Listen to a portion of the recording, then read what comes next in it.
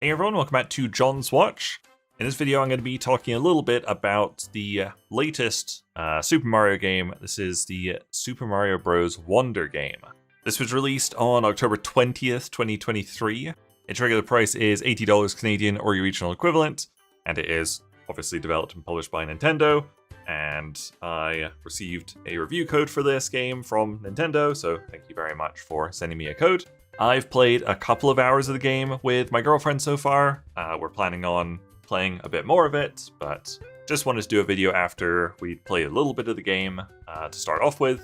Long story short, this is a 2D Mario platformer, you know, throwback kind of style to the early days of Mario with Super Mario Bros.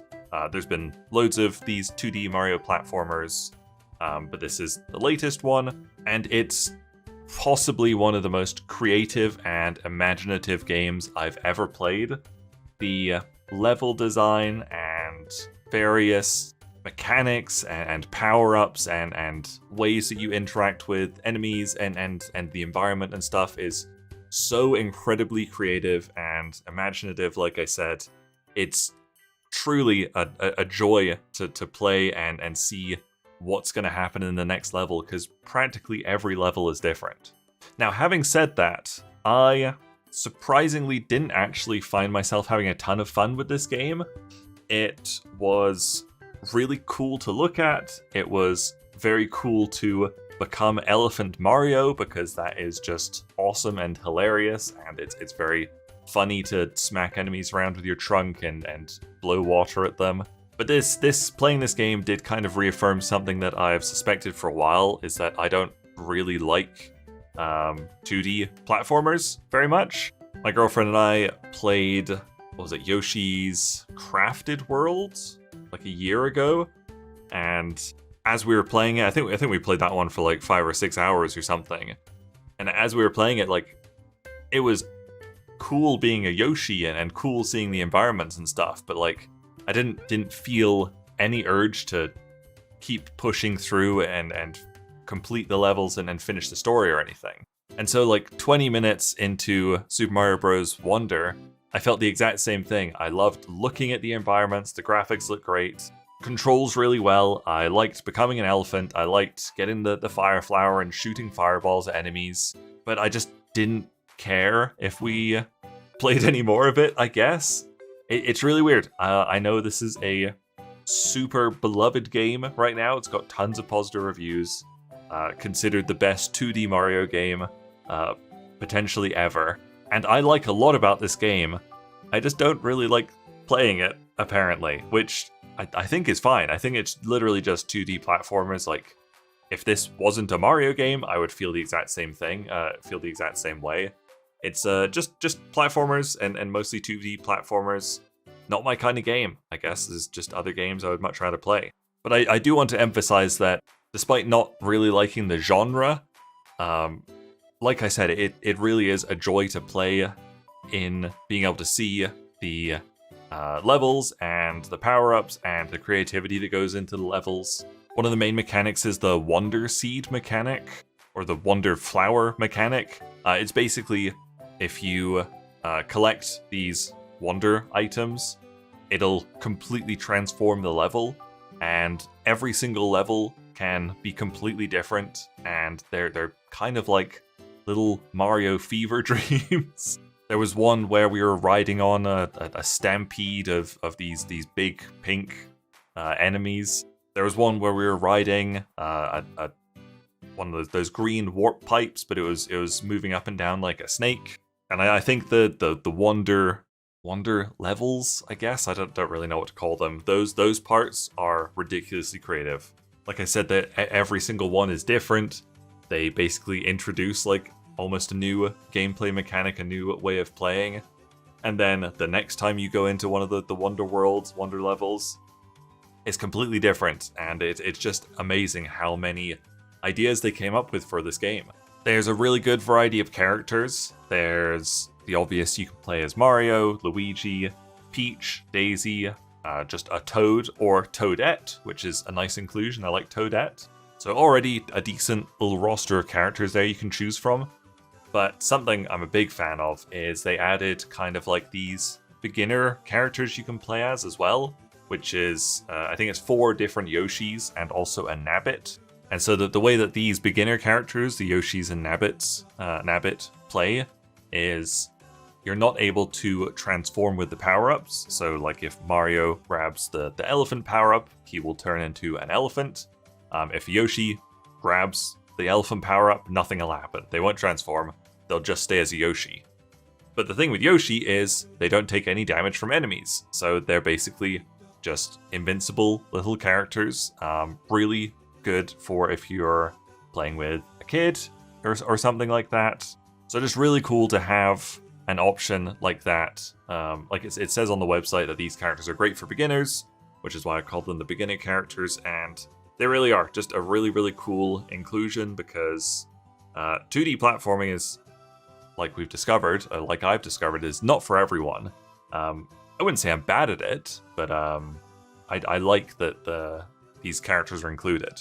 And funnily enough, my girlfriend and I did actually have to use these Yoshi characters, these invincible characters, for one level.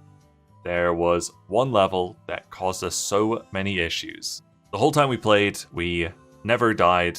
Basically, if you're playing co-op, which is how I played, the footage on screen is just going to be solo play. But if you play co-op and one of you dies, you turn into a ghost and you have 5 seconds to touch the other player, or for the other 5 seconds for the other player to touch you.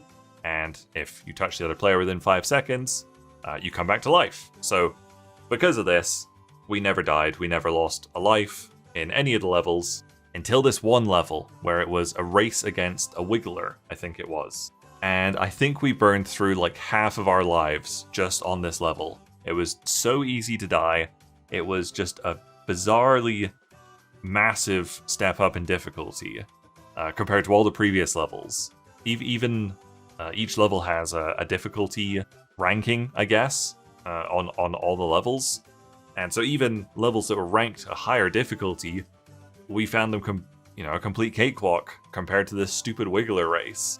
And the really annoying part about this level that we were struggling with was that it was a mandatory one. Most of the other levels up to that point had been kind of branching paths. You could go do them whenever. But this Wiggler race level was blocking us getting out of the first area and into the next area.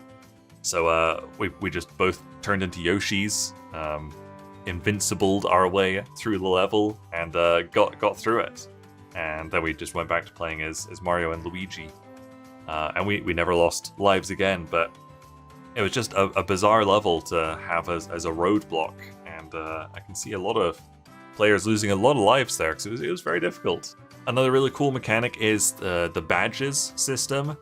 These are special power-ups that you can choose to equip, I guess. You collect different badges throughout the game, and then you go into your badges inventory, and you can choose to have one badge equipped at a time.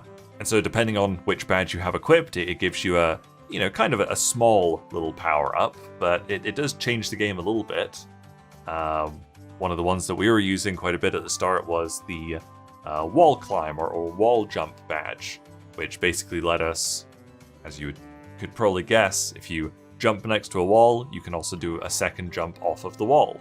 And just kind of opened up the game a little bit. And there's several badges to collect in the game, and just another fun little mechanic that adds a lot of creativity to the game.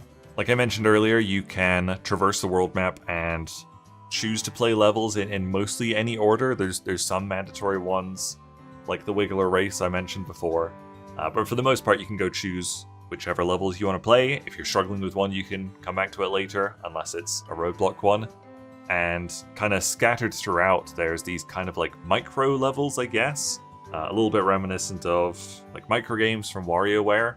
But they're these really, really small levels that only take like 10 seconds to complete. And those were probably my favorite part of the game. They just really... They're a really good cooldown between levels, I guess. The actual main levels are never that long, but sometimes after you've spent 5 minutes in a level, you don't want to go right into another one. You want to do something silly, like make these bubbles or blocks or whatever play the Mario theme. Very, very fun. I like that. So there you go. Those were my fairly brief thoughts on Super Mario Bros. Wonder. I'm going to try and play more of it with my girlfriend, and I will post a sticky comment or something if my feelings on the game change. I don't think they will, because my feelings are really, really positive about Super Mario Bros. Wonder as a game, just less positive about 2D platformers as a genre. Like I said, I really admire the creativity that went into this game. It is tremendous. The animations are beautiful. The sound design is beautiful. Gameplay-wise, like frame rate-wise, it runs really well. I believe it's 60. I feel like this is one of those very rare games that I think I would genuinely have more fun watching someone really good play it than actually play it myself. And there's not many games that are like that. But I think this genre is that for me. There you go. Those are my thoughts on Super Mario Bros. Wonder. Thank you guys very much for watching. Make sure you leave a like and subscribe if you enjoyed this video, and I'll see you guys later. Bye!